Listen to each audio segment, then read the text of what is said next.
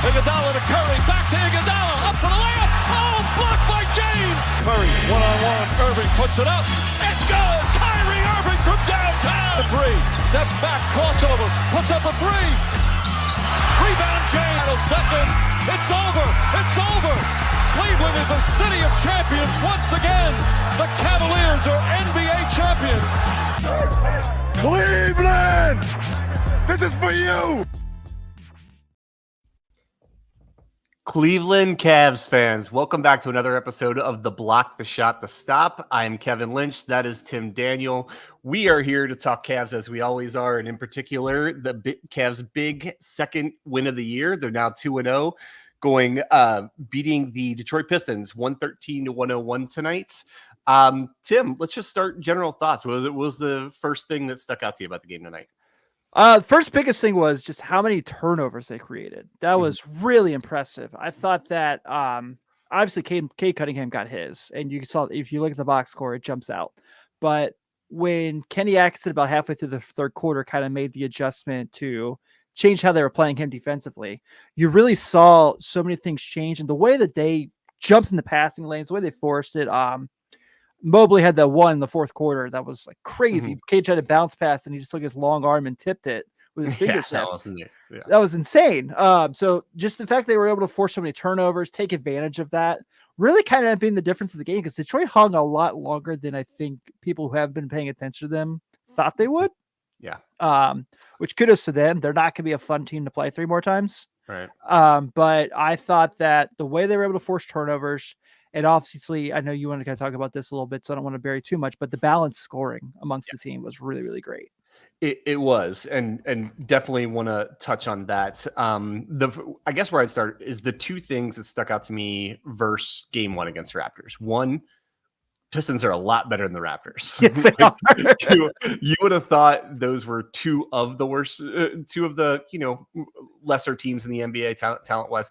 Pistons are significantly better than the Raptors. And, yeah, they are. And gave the Cavs a good run for their money. The other difference, I think, in the game tonight is it was just a solid performance tip to finish. Unlike we were talking about the Cavaliers in game one, where they outscored the Raptors by 19 in the second quarter. They didn't really have any of those quarters tonight. It was just chipping away, consistently good. They were even talking about the broadcast, like they kept waiting for the Cavs to go on an 8-0 run, 10-0 run to turn the game into a blowout. It just never happens. So really just solid, consistent performance for the Cavs against a better than you would think Pistons team. For sure, man. I thought that the way that even with how well Detroit shot, I thought the Cavs were still really good defensively tonight.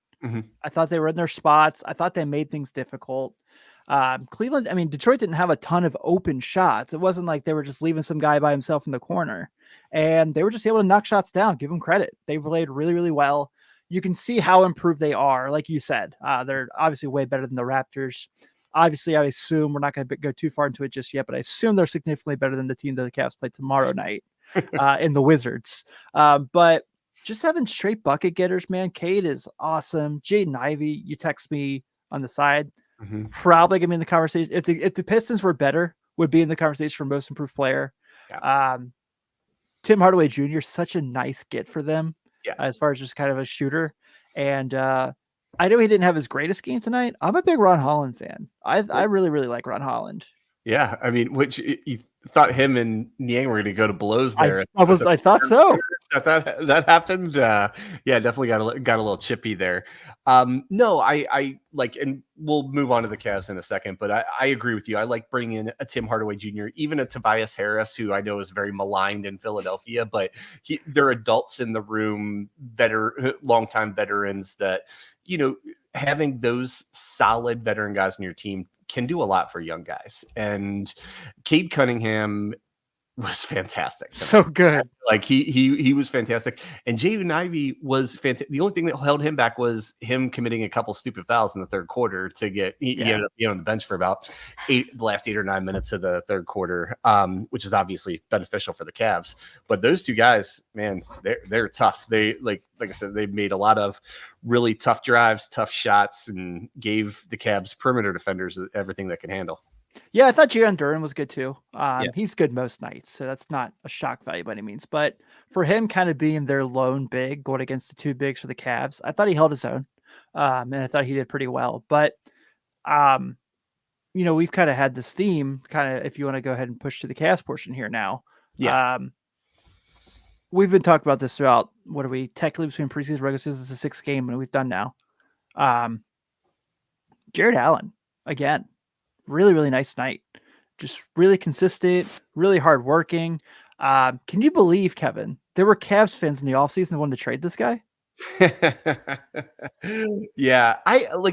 Being fair to Cavs fans, I don't think anybody doesn't think Jared Allen's good. It's all about the fit with Mobley, right? And so, but even after 2 games, you could see those two guys playing off of each other, playing complementary to each other, spacing them out so they both, they're not playing any other big guys besides those two. Yes, they start together, but they're half the minutes they're each on the floor. They're on the floor as a lone big guy. So they're just both getting really good opportunities, both when they're on the floor together and when they kind of get to be the lone big guy and kind of have the paint to themselves.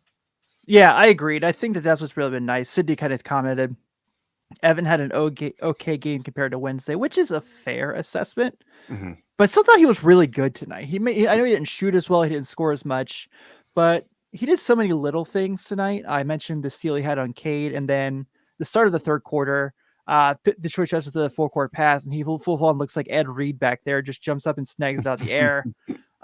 Block shots again, like he's continued to do throughout his career, and it was really, really good there. So I just really feel like with those two, those two have kind of been, I don't know, is it fair to say so far through 4 preseason, 2 regular season games, those two have maybe been the best 2 players on the team? I think you can make that argument, but the great thing about the Cavs is you could make that argument about a handful of guys. I mean, you could make a compelling argument for Ty Jerome being one of the 2 best guys. Oh, and I plan to. So far. I know you wanted to get into him. So before we do, I didn't want to bury the lead. I got to admit to you and to our listeners, Tim, I got to take a couple L's here, 2 in particular. First of all, I lost my bet of the night tonight. It happens. It was looking really good. Garland was all over the place and great in the first quarter, and just wasn't quite as involved in the offenses as I thought he might have been. Still had a really solid game, but was definitely expecting him to do a little bit more. But the more important L, I have to admit that I take, starting Dean Wade was the right move. I know you and Skylar both agreed on that. I said I preferred Okoro. I don't know that you could have made a bad decision, but it's certainly Dean Wade is certainly taking advantage of his opportunities. I mean, he was tied for leading scorer tonight, 19 points, 5 rebounds, couple of steals, just kind of all over the place, doing a little bit of everything. He has really played well and given the Cavs what they needed out of that kind of 5th starter spot with the big 4. I think the thing that jumped out to me the most about Dean Wade that I didn't expect, I knew he was a good shooter. I knew he was a good defender. Maybe this is just a Kenny Atkinson thing and how he's using him. Really good in transition. Mm-hmm. You kind of saw he had a couple he had a transition 3 tonight in the first quarter that he was really, really good. I think that he's not a playmaker. Obviously, he's probably not going to out athlete you, but what he is providing for Cleveland right now, while they're waiting for Max Strus to get back, is kind of what you expect from Max Strus to a lesser extent. Probably not as good of a shooter, but still a very, very good player. He's been really awesome for this team. I think that he's fit that just what they needed. And it's opened opportunities for guys like LeVert to kind of take advantage of, really kind of cementing him as the first guy off the bench, where Okoro had a fine night tonight. I think he had some really nice things. And he had that one pass to Mobley where he's falling down and got it between two Detroit defenders. Yeah. That was insane. So I think the rotation is fine, and I feel really good about it. But I do think that Wade has kind of proven why he was picked to be the leader in that group. Yeah, no, for sure. He, like you said, not as good a shooter as Strus, but Strus is an amazing shooter, right? But more than anything, plays within himself, does what doesn't hurt the team at all, takes advantage of his opportunities. and really great. I mean, 7 for 9 tonight. Like, just giving the Cavs more than I think they would have asked for or expected from him. So so with that, like, I want to focus on two of the non-Big Four guys first, Dean Wade being one, and I'll give you the floor for Ty Jerome.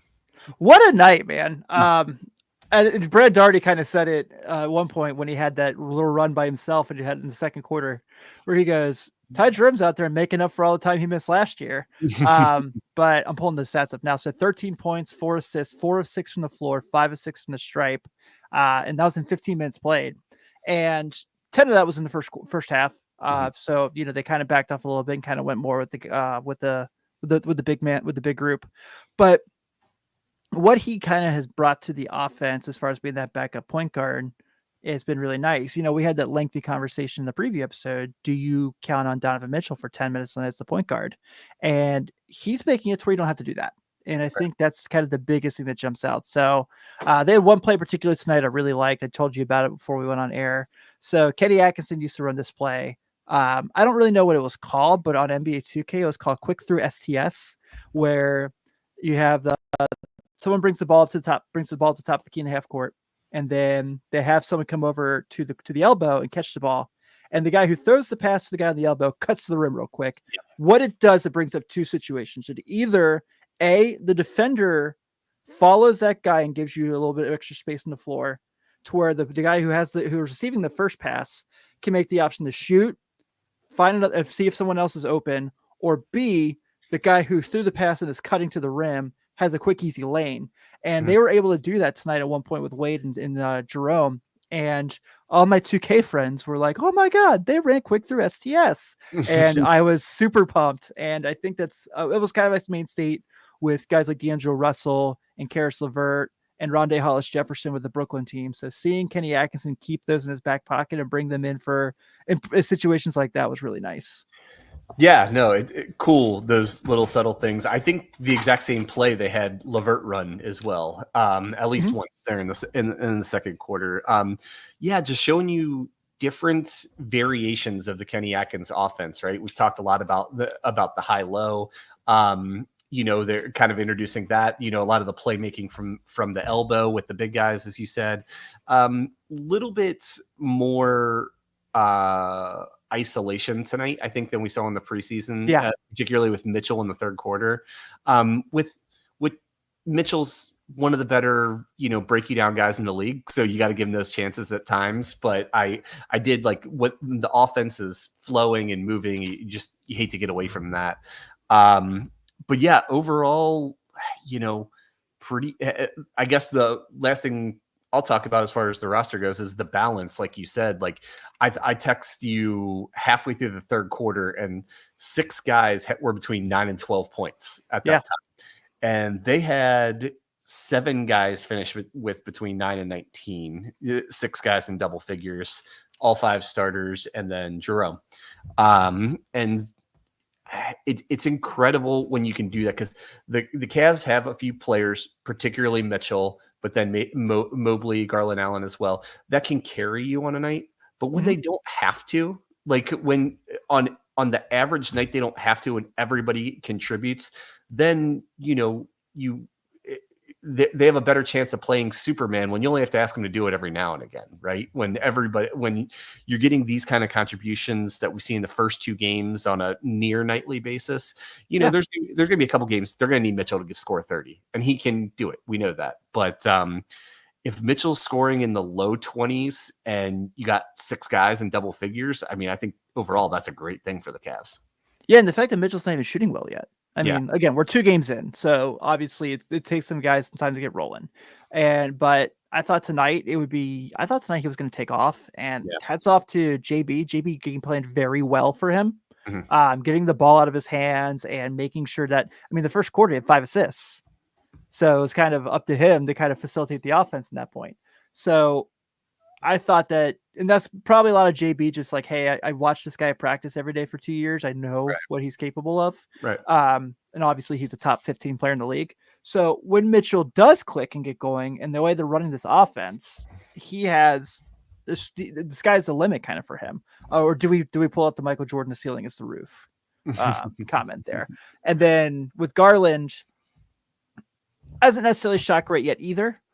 But as we kind of discussed so far this episode, with how the offense is humming and how balanced they are, he can be a playmaker. Right. And that's fantastic. You could see him being a 18 point, 8.5 assists a game kind of guy, shooting 36% from three. I think that's a fantastic point guard for Cleveland. And I think that's what he has in him. Potentially better numbers than the example I just used. And for those two, I'm not concerned about them by any means because I know how good they are. And Garland hasn't necessarily had great numbers, but if you've watched if you've watched every play so far of each game, he's had great moments. Sure. That behind the back pass from Mitchell in the first quarter, that finds Garland by himself for the three. That was ridiculous. That's like a 4%er. Only 4% of people in the world can make that play. I think that was like Garland's third three in the first 30 minutes of the game. Yeah. Yeah. No, it was great. And I will tell people, if you want to look at a box score and judge how a team played, the overall team played, for me, the first two things I look at in the NBA nowadays is honestly 3-point percentage. Cavs were like over 40% on threes tonight. And then field goals to assists. How many, or I should say assists to field goals. How many assists did you have on how many field goals? Well, the Cavs assisted 28 to 42, 66%. It tells you they're not, even despite that one little run with Mitchell, not playing a lot of isolation ball, playing T-ball, setting each other up. And I think just looking at those two stats with this Cavs team, or really any NBA team, you can kind of, tell how successful a night it might have been. Ball movement was something that's really jumped out so far. For sure. And it's great. It's beautiful. I looked at when, what's the word I was looking for? So, anytime we compare last year, we kind of give the preference that, hey, this is not us bashing JB Bickerstaff. This is just what we're noticing in the differences in the coaching staffs. And the way that they move the ball compared to last year is night and day. And you saw it tonight. There are multiple situations where it's like 3 or 4 guys touch the ball before someone takes a shot, kind of making that additional pass. And I think Doherty talked about that a little bit in the broadcast. By the way, he's really good at broadcasting. Yeah, I know he was a great NBA player, but he's a really good broadcaster. Yeah. And I thought that you kind of saw a lot of that tonight, and that's just kind of helping South so much. Like you said, that assist percentage is probably was helping them score so many points. And the fact that so far in both games, they're yet to give up 110 points. I mean, a lot to be really happy about there. Yeah, absolutely. And, this may come off as a hot take or an exaggeration, and it probably is. But when I've been watching this team so closely to start the year, naturally you always think of like, who does this remind you of team-wise, like in the past and everything. And this team kind of reminds me of a mashup of the Spurs in the late 90s and early 2000s. I see it. Because Evan Mobley, everybody knows Evan Mobley's ceiling is to get, a level below Tim Duncan, right? Yeah. You can't ask anybody to be Tim Duncan, but there's that. And I see a lot of like similarities between Ginobili and Mitchell in their games. I see a lot of similarities between Tony Parker and Garland in their games, even like Jared Allen and like David Robinson, he's on those teams, down to like some of the role players that are on these teams. It's just LeVert and Bruce Bowen. Yeah, for sure. And those teams were just so balanced and complementary of each other. That's like what I'm seeing out of this Cavs team, and why I think they're raising their ceiling with every game right now. Like coming into the year, we said it is a great year if they can make it to the Eastern Conference Finals. And I still believe that, but they keep playing like this, maybe raise that ceiling, or maybe the Eastern Conference Finals becomes an expectation instead of a dream for them. I think it's really easy to look at their first 2 games and go, well, they played the Raptors and the Pistons. And that's a fair point. Sure. But you can also look at how well they've still played, because this is the NBA. This is still at a time 10 of the best people in the world at what they do on the court together. And they were still managing to Look, tonight there were situations where Detroit didn't go away. They punched them in the face a couple times, and they got right back up. Almost literally at one point with Ron Holland and Georges Niang. And they just kind of kept going, and they didn't let anything get in their way. And I think that's the mark of a good team. A team that, look, your best player has not shot the ball well yet. And when he does, it changes everything for your offense. And still, even with him not happening, they're scoring really well. They're still playing at a quick pace. I love the way they play transition basketball. It is absolutely beautiful the way they score in transition, whether it's a three or cutting to the rim or attacking, just playing downhill. They're showing everything that you want to see from a Cavs team so far. So going into tomorrow against Washington, I'm genuinely curious if they cut minutes much, especially because it's a quick turnaround to play the Knicks on Monday. Who you and I really have talked quite a bit about how we're excited for that game. But I'm really kind of genuinely curious, what does tomorrow look like for this group? Because you suspect, hey, they're going to play the Wizards. The Wizards aren't very good. But on a back-to-back, that makes it a little tricky, especially after you just had a really physical game against Detroit. Absolutely. And it kind of to your point about, who they've played and are we getting a little too excited about it? Two things can be true. They could have played not the two strongest teams in the NBA, and they could also look really, really good. Yeah, both are true. Yeah, and that being said, and and we'll talk about the Washington game specifically in a minute, but maybe especially because I'm not going to be on the next couple of podcasts, I'm looking. They got a stretch coming up where you're not going to be able to say that for very long because they got some of the better teams in the East coming up on there. Like you said, you got the Knicks on Monday. They're doing a back-to-back against Milwaukee next weekend. They play the Lakers and they play the Magic, who the Magic. This is another comparison. The Magic are the Cavs last year. Yes, that's absolutely. They may become. I won't over exaggerate. A top 5 team for me to watch in the NBA. Oh, dude, for sure, enjoyable. I think watching their opening game and everything. I'm like, oh, this is like the Cavs last year when they first started to discover how good they are and everything. So, yeah. Well, the Cavs are certainly going to get tested here real soon, but I think they're going to be up for these tests. And the New York game in particular, I think that's one we've had circled because I think they're really if I had to guess who the Cavs are playing in the second round of the playoffs today, I would say the Knicks. I would too. And I don't know how comfortable I am with that just yet. Considering what they did tonight to the Pacers was, Halliburton. Should Pacers fans be concerned yet? No, give him. I think somebody's one of the NBA guys. I listened to it. May have been Zach Lowe. Always said don't get too excited about anything or too down on anything until you play at least 15 to 20 games. And so I want to give everybody that. And by the time the Cavs play that 15 to 20 game mark, it'll be early December. They'll have played, some of the lesser teams in the league and a lot of the higher teams. And we'll be able, and I think we're going to be feeling about as good as we are right now still. I do too. I do too, man. I feel really good about this team. And we're talking still about a team that's done this without Max Strus. And when they get him back to kind of add to what's going on already, sky's the limit, man. I really think this is the team that we kind of all hope they would be so far. Yeah, and one last thing before we do a preview for the Wizards, I completely forgot about the Jared Allen celebration on the defensive 30 seconds. That has got to be one of the most random things in all of sports.